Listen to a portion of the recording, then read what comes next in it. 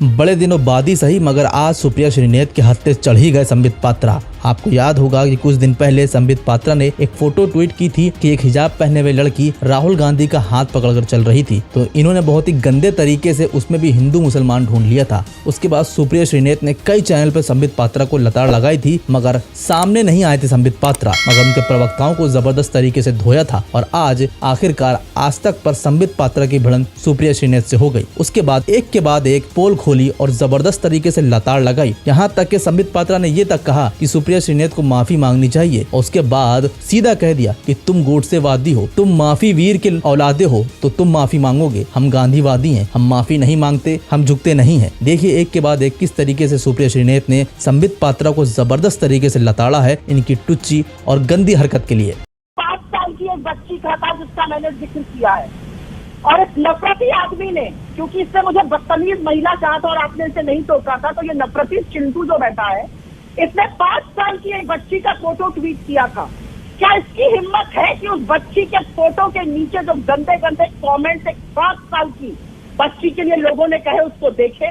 मुझे नहीं पता ये पिता है या नहीं है, मुझे नहीं पता इनके घर में लड़का है या नहीं है, लेकिन एक माँ होने के नाते इतना नफरत और इतना गंदा काम एक घिनौना आदमी ही कर सकता है, जो कि आप मुझे दिखे ये करते हुए। क्योंकि आपको अगर 5 साल की लड़की में भी तुष्टीकरण और उसका धर्म नजर आ रहा है तो आपकी घटिया सोच पर मुझे गुस्सा नहीं तरस आता है। तरस आता है कि कितनी नफरत से भरे हुए हो, क्योंकि कन्हैया बना। मैं जवाब लूंगी, संबित जी रुक जाइए, पूरा करने दीजिए। महिला नहीं दुखी है, ठीक है संबित जी से मैं इस पर जवाब ले लूंगी, अब टॉपिक पे वापस आए। 4 मिनट 33 सेकंड बोले थे, इस पर मुझे बोल लेने दीजिए। बोलिए। इन्होंने मुझसे बोला माफी, आपके ड्रीम, तुम्हारी सपनों में मैं माफी मांगूंगी। माफी वीर की औलादों को लगता है कि सब लोग माफी मांगते हैं। जी नहीं, I stand by every word that I से।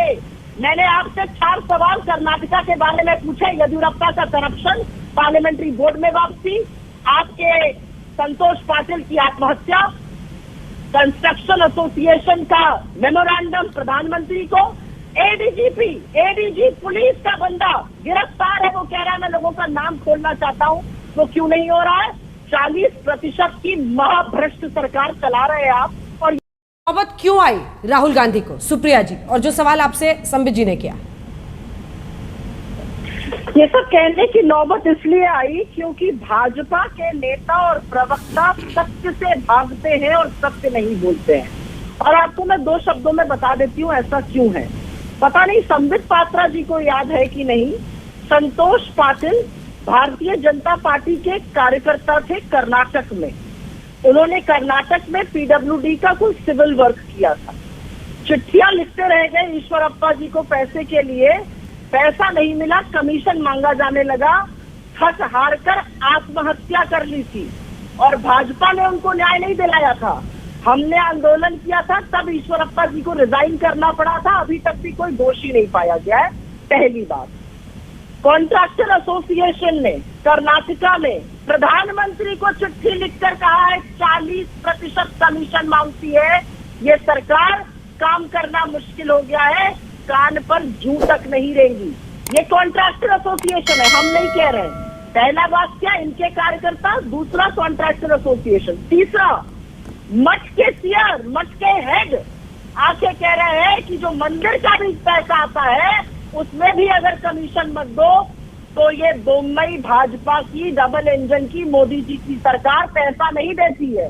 ये मैं नहीं कह रही हूँ, ये मठ के मठाधीश कह रहे हैं। और तो और अब आगे सुन लीजिए, पुलिस के एडीजीपी अमृत पॉल को गिरफ्तार किया गया, धांधली हुई भाई। पुलिस की परीक्षा थी, 545 सीट थी, उसमें धांधली हो गई। 6 महीने हो गए, वो कहते हैं मुझे मजिस्ट्रेट के सामने ले चलो, मैं सबके नाम उजागर करता हूँ। उनको प्रस्तुत नहीं किया जाएगा, 6 महीने में मजिस्ट्रेट के सामने नहीं दिया जा रहा है। ये 40% की सरकार है। लेकिन अंजना जी, मैं सिर्फ एक बात पूछना चाहती हूँ आज, और वो बात पूछनी जरूरी है। हमने कहा, कुछ मीडिया के साथियों ने कहा, कुछ एक्सपर्ट्स ने कहा कान पर जू नहीं रहेगी।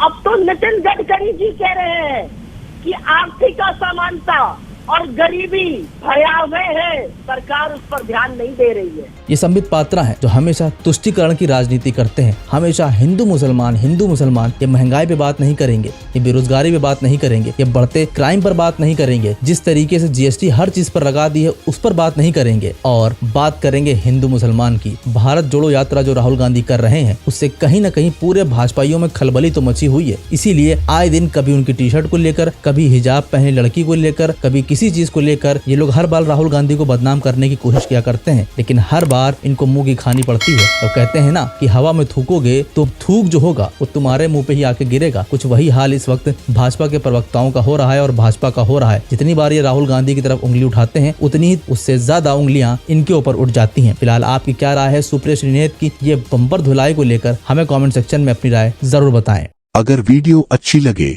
तो चैनल को सब्सक्राइब करें और अगर अंधभक्त हो तो निकल